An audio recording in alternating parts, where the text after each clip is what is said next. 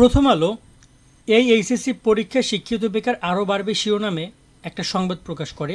যে সংবাদটা আমার কাছে খুব ভালো লেগেছে। কিছু কথা, কিছু বিষয় আমার মনে হয় শিক্ষার্থীদের, অভিভাবকদের এই তথ্যগুলো জানা দরকার। তো আমরা আজকে এই ভিডিওতে এই বিষয়গুলো নিয়ে একটু কথাবার্তা বলবো। এখানে কি কি বলেছে তারা, কোন কোন পয়েন্টগুলো ইম্পর্টেন্ট এবং আসলে শিক্ষার্থীদের পক্ষে না বিপক্ষে সেটা বলছি। সেখানে সংবাদটা প্রকাশিত হয়েছে প্রথম আলোতে। তো চিঠি নামে এই শিরোনামে প্রকাশিত হয়েছে কলমে। এইচএসসি সমমান পরীক্ষা একজন শিক্ষার্থী জীবনের সর্বশেষ বোর্ড পরীক্ষা, অবশ্যই, কারণ একজন শিক্ষার্থী পিএসসি, জেএসসি, এসএসসির পর সর্বশেষ এইচএসসি পরীক্ষা দেয় এবং এইচএসসির পরে তার যে পরীক্ষাগুলো হয় সেগুলো পাবলিক পরীক্ষা, সেগুলো বিশ্ববিদ্যালয়ের নিয়ম অনুযায়ী হবে। সেটার পাবলিক পরীক্ষার মতো করে হবে না, যেটা হচ্ছে গিয়ে প্রত্যেক বছর যে এইচএসসি এসএসসির ক্ষেত্রে হয়। এই শেষ পরীক্ষায় ফলাফল উপর ভিত্তি করে পরবর্তী শিক্ষাজীবন বা কর্মজীবনের নিশ্চয়তা। শিক্ষাজীবন মানে হয়তো বা সে যদি সামনে এইচএসসির পরে সে পাবলিক বিশ্ববিদ্যালয় বা যদি বিশ্ববিদ্যালয় লেভেল পরে, সেটা ন্যাশনাল, সেটা মেডিকেল বা যে কোনো জীবন, তার শিক্ষাজীবন। এবং সেই শিক্ষাজীবনে কিন্তু এইচএসসির রেজাল্ট অনেক বেশি বড় ভূমিকা রাখবে। কোন শিক্ষাজীবনে সে যাবে, সে কি আসলে একজন ডাক্তার হবে, সে ইঞ্জিনিয়ার হবে, সেটা কিন্তু এইচএসসির রেজাল্ট অনেক ইম্পর্টেন্ট। অন্যদিকে কর্মজীবনেও অনেকে প্রবেশ করে, কারণ হয়তো বা সে পড়াশোনা করতে পারছে না, তার আর্থিক সমস্যা বা সে যে কোনো সমস্যা থাকতে পারে। সেই জায়গায় এইচএসসি তাকে সরাসরি এইচএসসি রেজাল্ট দিয়ে সে হয়তো বা কর্মজীবনে প্রবেশ করছে, তার এই সার্টিফিকেট দেখিয়ে এসে কর্মজীবনে শুরু করছে, তার পাশাপাশি হয়তো পড়াশোনা চালাতে পারে। তো এই জায়গায় এখানে কথা বলা হচ্ছে যে কাজেই যথাযথ প্রস্তুতির অভাবে এইচএসসিতে কোনো শিক্ষার্থী পরীক্ষায় ফল সন্তোষজনক হবে না।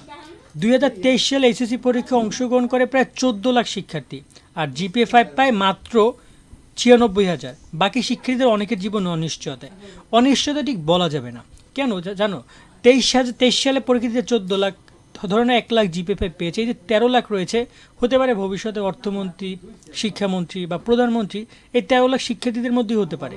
কিন্তু সেটা আসলে ডিসাইড কী করবে? সেটা কিন্তু সে নিজে ডিসাইড করবে, অন্য কেউ ডিসাইড করতে পারবে না। অনিশ্চয়তা শব্দটা বলা যাচ্ছে না।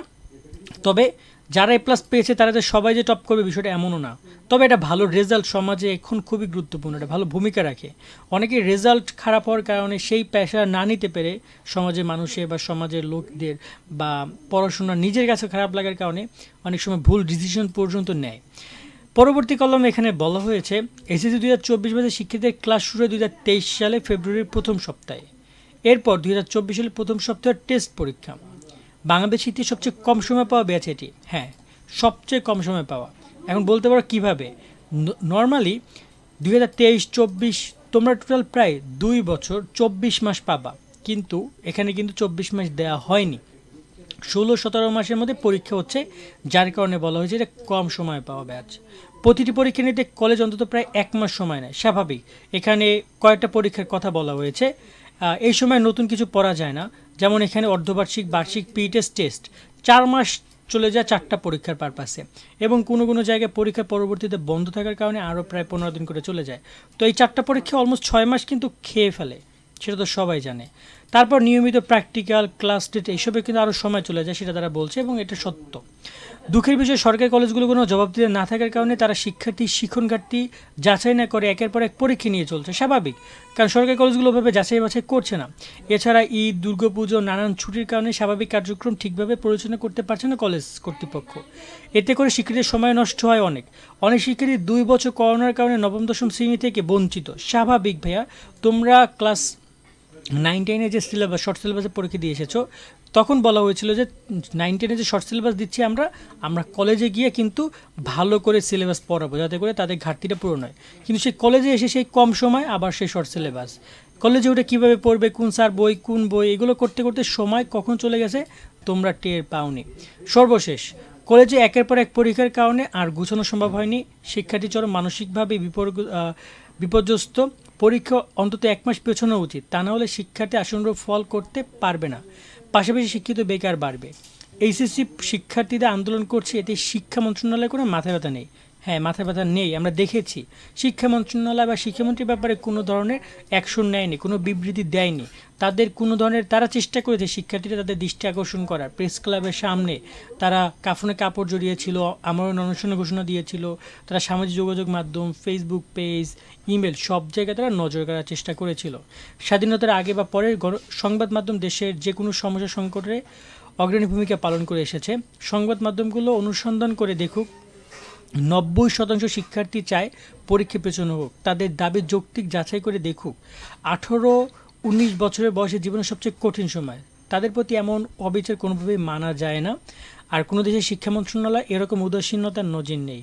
প্রয়োজনে ভর্তি পরীক্ষা থেকে 1 মাস সময় কমিয়ে দিক, তাও বোর্ড পরীক্ষা পিছিয়ে দিক। তো এমনটাই লিখেছে, এবং লিখেছে সিয়াম আহমেদ, রাজউত্তরা মডেল কলেজ, একজন শিক্ষার্থী। তো এখানে প্রত্যেকটা লাইন আমার কাছে ঠিক মনে হয়েছে, এবং বিশেষ করে শেষের কলমটা ঠিক বলেছে। উদাসীনতা অনেক রয়েছে, তারা কোনো বিবৃতি দেয়নি, কোনো মাথা ব্যথা নেই, শব্দগুলো পারফেক্ট ছিল। এখন এই জায়গায় আসলে শিক্ষা মন্ত্রণালয় কি আর কোনো অ্যাকশন নেবে? না। উত্তর না। শিক্ষিত বেকার বাড়বে, সত্য এটাই। তোমরা রোবটের মতো করে অ্যাক্টিভিটি দেখাবা, রেজাল্ট ভালো হইলে হইলো, না হইলে না হইলো, এবং সেটা নিয়ে তোমাদেরকে আগাতে হবে। 2023 সালে যারা এসেছে বা 2022-এ যারা second time third time exam দিচ্ছে বিভিন্ন জায়গায়, তারা অ্যাডভান্টেজ পাবে, তোমরা পাবা না। এখানে বলতে পারো যে বিশ্ববিদ্যালয়ে ভর্তির ক্ষেত্রে বিশ্ববিদ্যালয় কিন্তু 4 বছর, তারা চাইলে 4 বছরে এই একটা গ্যাপ কমপ্লিট করতে পারে, কিন্তু এইচএসসিতে 2 বছর, সেটা কমপ্লিট করা অনেক টাফ। তো এখন যা আবার হয়েই গেছে, বাট আমার কাছে পড়ে খুব ভালো লাগলো বিষয়টা, তাই আমি তোমাদের সাথে শেয়ার করলাম সিয়ামের লেখাটা। সো এখানে তোমাদের কার কী মতামত এই প্রসঙ্গে আমাদেরকে জানাতে পারো। আজকের মতো আমরা এখানে বিদায় নিচ্ছি। সকলে অনেক ভালো থাকবে তোমরা। আল্লাহ হাফেজ।